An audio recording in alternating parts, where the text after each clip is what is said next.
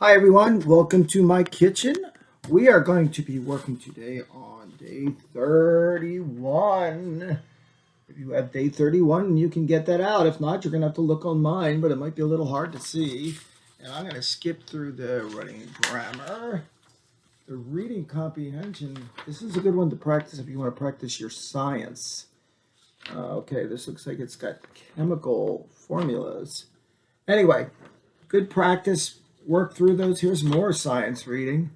This is what the science test might be like, where you have to read and solve problems. Okay, the math drill. Of course, we don't do the math drill. It wouldn't hurt to learn your math facts, but you don't really need it because you'll have a calculator, as I say all the time. So we're going to go right to the math windows. So I am on day 31, page 6 of 10. Okay, let's see everybody there.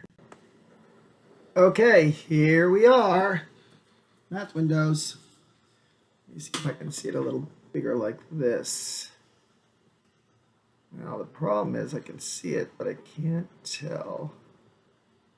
I don't know, what does that do? That doesn't do anything. Okay, anyway, I can see it well now, but I don't know how much time I'm up to. Okay, we can always check later. Okay, here we are.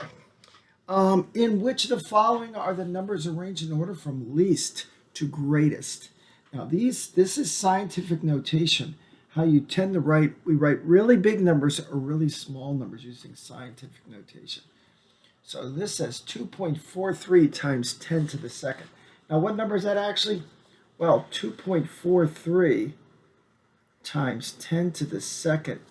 10 to the second is 10 times 10, which is 100. If you multiplied this 100, 10 to the second, you would move the decimal point 2 places. It would be 243. We don't usually use scientific notation for numbers that are not really big. This is not that big a number. You didn't need scientific notation, but they're using it anyway. Now, the thing about this problem is that all the choices have 10 to the second. So they're all multiplied by 100, so all you have to do is look at the first number and put those in order from the least to the greatest. So you have 2.43, 5.2, and 4.7. Now, some people might pick that right away as the biggest because it's got 3 numbers. You want to pay close attention to how many numbers are on the left of the decimal point. This is 2.43, which means it's between 2 and 3. This one's 5.2 and this is 4.7. Which one of those is the smallest? 2.43. Then which one is next? 5.2 or 4.7? 4.7. 5.2 is the biggest, so this one's wrong. This one has a 2.43, 4.7, 5.2. B must be the right answer. Here, C, they picked 4.7, then 2.43. Nope. 5.2, nope. We're doing the least. B was the correct answer. I don't want to write on my paper because it's the only one I have. Okay. Number 2, solve. What is that symbol? Looks a little like division, but division is like this. That's divide. And you need another number here to show what you're dividing by. This is actually the square root of 49. The square root of 49 means what number times itself is 49. 49 is equal to x times x, or it's equal to x squared. Well, it's not equal to x squared, but x is a number which when multiplied together makes 49. X squared is equal to 49. What is x? What number times itself is 49? 7. 7 times 7 is 49. What's the square root of 36? 6. Square root of 25? 5. The square root of 81 is not, 81 is 9. The square root of 100, we just did that on the other problem, is equal to 10. Oops. The square root of 1 is equal to 1 because 1 times 1 is 1. Okay, you got those? Those are square roots. Number 3, multiply x minus 7 times x minus 3. I would love to write on this paper, but I'm avoiding that, so I will do it here. X plus 7 times x minus 3. Remember, when you have parentheses and another parenthesis, that means multiply. You're multiplying this times this. Okay? So how do we do this? Well, we take the first term, x, and we're going to multiply it times each of these. First times the x over here. X times x, x squared. X times minus 3, minus 3x. Now, 7 times x plus 7x. And 7 times minus 3. 7 times 3 is 21, but a plus times a minus will be minus 21. Right? So far, so good. This is an x squared term, but there's no other x squared term, so that stays. These are both x terms. This one is minus 3x. This is plus 7x. Well, you got 7, but you're taking away 3, so there's going to be 4x left. And it's positive because the 7's bigger. Minus 21. That's it right there. Okay? We've done a lot of these already, but some of you may have not have done them with us. Okay. On to number 4. The sum of 3 consecutive numbers is 45. What are the 3 numbers? Now, there's an algebraic way to solve this problem. And if you did that, you're going to take a long time. But since they're asking you for 3 consecutive numbers, that's 45, and they're giving you the answer, you just have to find out which one. And all these are consecutive. That means consecutive. See, 10, 11, 12, 12, 13, 14, 14, 15, 16, 15, 16, 17. That means you just have to find out which one adds up to 45. Huh. This one's 33. 10 and 11 and 12, that's 30, 31, 33. That's too small. So pick a bigger one. 12, 13, and 14. Well, you got 10, 20, 30. 2 and 3 is 5, and 4 is 9. 39. Still too small. How about 14, 15, and 16? Well, I'll tell you. If 3 consecutive numbers add up to 45, that tells me that the average is 45 divided by 3. 45 divided by 3 is 15. 3 times 15 is 45, but I want consecutive numbers. So 14, 15, 16 should work. Because if I move the 1 from the 16 to the 14, I'd have 3 15s, and that's 45. So C is the right answer. How would you do it algebraically? Well, watch this. We're going to call the first number x. That means the next number, since they're consecutive, must be x plus 1. And the next number is going to be x plus 2. We don't know what x is, but we're going to figure it out. Now, when you add these 3 numbers up, you get 45. That means x plus x plus 1, that's the second number, plus x plus 2 is the third number. You add those 3 numbers up, and they make 45. Now, you got a 1x, a 2x, a 3x. That's 3 x's. Plus a 2 and a 1. Plus 3 equals 45. Now, here's an equation. A simple equation, a first degree equation, because there's only an x, not x squared. And we can solve to get x. We want to end up with x at the bottom, right? How do we get to x? Well, we got to get rid of the 3's here. Let's get rid of this 3. How can we get rid of that 3? If we're adding 3, we can subtract 3. That'll get rid of that 3. We'd be left with 3x. But then we got to subtract 3 also from the other side. You always do the same thing to both sides. That means 3x equals 42. Now, this is 3x. We want x, which is really 1x. How do we get from 3 to 1? We divide by 3. 3 divided by 3 is 1. That means you divide 42 by 3. 3, not 2. Okay, 43 divided by 2. If you did that on your... Remember, you can always be pausing and doing these, solving these. But if you already paused or you already knew it, it's 1, 4. X equals 14. That means my first number is 14 because that's x. 14 and 1 is 15. 14 and 2 is 16.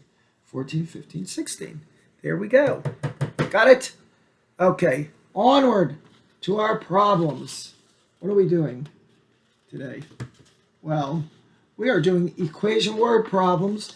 And you can read through this page if you like. It might help you figure out how to solve problems. My way of solving, my way of learning is to just do it. We're going to do some of them, and as you do more and more problems, you'll catch on the rules of how you solve these. Okay, so I'm jumping to page 9 of 10. Again, we're on day 31. Equation word problems there. You all with me? Okay, right. The algebraic equation for each sentence, then solve for the unknown number. Okay, we'll do some of these. I don't know if we're going to do all of them. Okay, a number decreased by 92 equals 8. Okay, a number, so I'm going to put this over here. A number, let's call it x, decreased by 92, that means you subtract 92, is equal to 8. Isn't that what it said? Yes. Okay, we want to get x. What do? Well, we add 92. That'll get rid of that, and we'll be left with x. But that means we have to add 92 to the other side. X equals 100. Got it? A number decreased by 92 equals 8. The number must be 100. If you take away 92, you get 8. Number 2. Remember, you can always pause and try these on your own. The more that you can do on your own, the better off you are. Of course, you understand that. Watching me do it is okay if you have very little idea, but if you have an idea of your own, try them, because you're more likely to learn it that way if you're trying them on your own. Okay, the sum of 89 and a number equals 11. The sum of 89, the sum of 89, that means add, and a number equals, what did they say? 100 again? 100. We want x, right? So we want to get rid of the 89, so we subtract 89. X equals 100. We subtract 89 from here, so we subtract it from there. So that's two ways of doing it. One way is to do the same thing to both sides. So I'm going to subtract 89 from both sides. The other way to do it is just think, if 89 is on this side, I want to move it to the other side. When you move a positive to the other side, it becomes a negative. So it's 89 here, but it becomes minus 89 here. If you're multiplying here, then you're going to divide to move it to the other side. If you're dividing here, you're going to multiply to get to the other side. If you're subtracting here, you're going to add to get to the other side. Okay, when you move it to the other side. Anyway, x equals 11. Number 3, a number added to 36 equals 39. You know, if you forget you're even doing algebra and somebody said, what can I add to 36 to get to 39? You probably already have the answer. A number added to 36 gives you 39. What number do you add to 36 to get to 39? Well, if you subtract 36, or if you move the 36 to the other side and subtract it, when you move it, it becomes subtraction. You end up with x equals 3. Or you could say you subtract 36 from both sides. Got it. Okay. Number 4. The product of 55 times the number decreased by 35 equals 75. Okay, that sounds a little longer. Okay.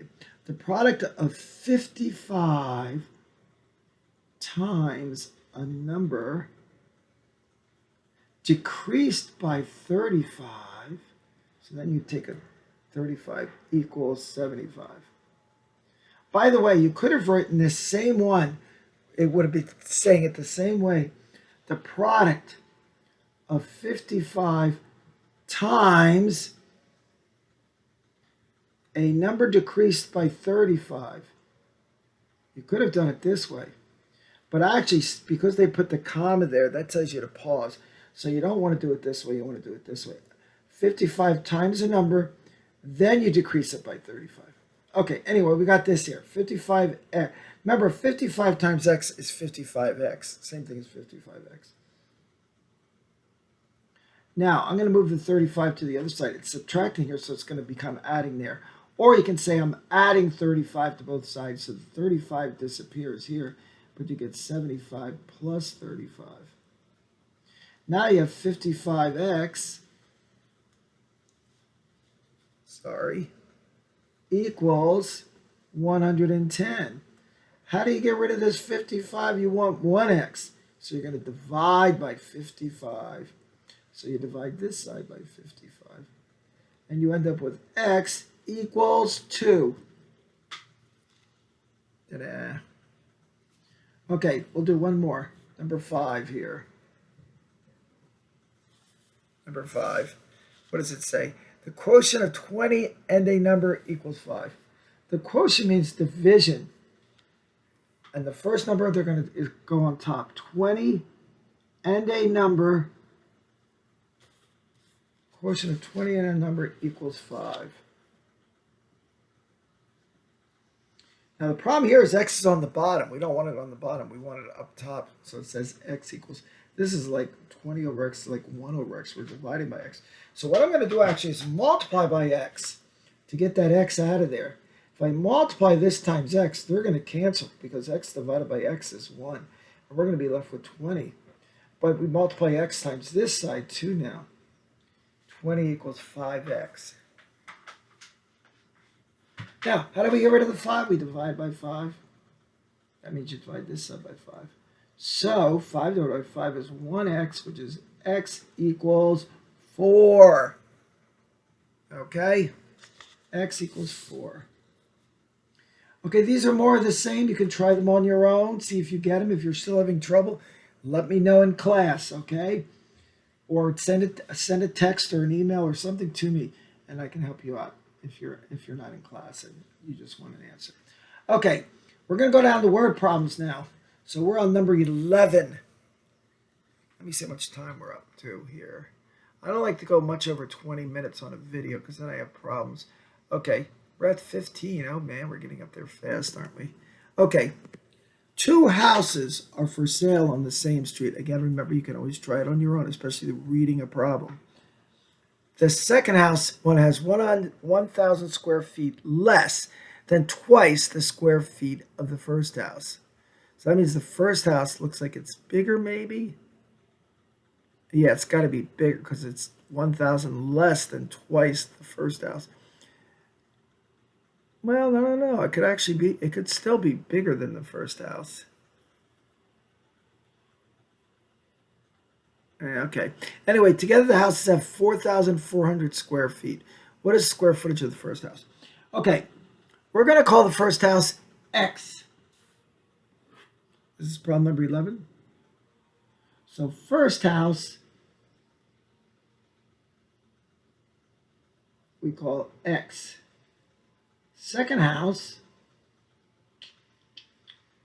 those are houses, by the way, in case you're wondering what I'm doing here. Okay, second house is 1,000 square feet less than twice the square foot of the first house. So if you take twice the first house and subtract 1,000 feet, that's how big the second house is. Got that? Oh, you didn't even see where I wrote that. Okay, let me see here. Here's what I wrote for the first house, X. The second house is 1,000 feet less than twice the first house. So you take double the first house and you subtract 1,000. That's what the second house is. Then it says together the houses have 4,400 square feet. That means if you add these, it's 4,400. So I'm going to add them. X plus 2x minus 1,000. Together they make 4,400. Okay, is that right? Yep. Okay, so we're going to combine the x and the 2x's, now 3x's. Because remember, that's 1x. 1x and 2x is 3x's. Minus 1,000 equals 4,400. We want to get rid of the 1,000, so we add 1,000, or we move this to the other side, another way of thinking of it. When we move to the other side, we do the opposite. We add. We subtract it here, so we're going to add 1,000. That makes 3x equals 5,400, 5,400. Right? How do we get x? We divide by 3. So we're going to have to divide by 3, and we get x equals 5,400 divided by 3, which is what? 1,800. Now that's the first house. What are they asking? Got to go back and check. What is the square footage of the first house? So that's what we said was X, so we got the answer, 1,800. The second house would be double 3,600 minus 1,000, 2,600. So you have 1,800 and 2,600. You could have also found out the second house just by subtracting from 5,400. If you subtract 1,800 from 5,400, you also get 2,600. That's a good way to check that it worked, like plugging the numbers back in. Okay, now we're up to number 11. Okay, we're going to go to number 12. I think, let's see, I think we're up probably around 20 minutes now, aren't we? Yeah, we're very close to 20 minutes. Why don't we call it right here? We finished number 11. Part B on day 31. We'll be picking it up at number 12, and we'll do the rest. Is that all we have to do here? Yes. So we'll do the rest of the word problems in part B. See you in a bit.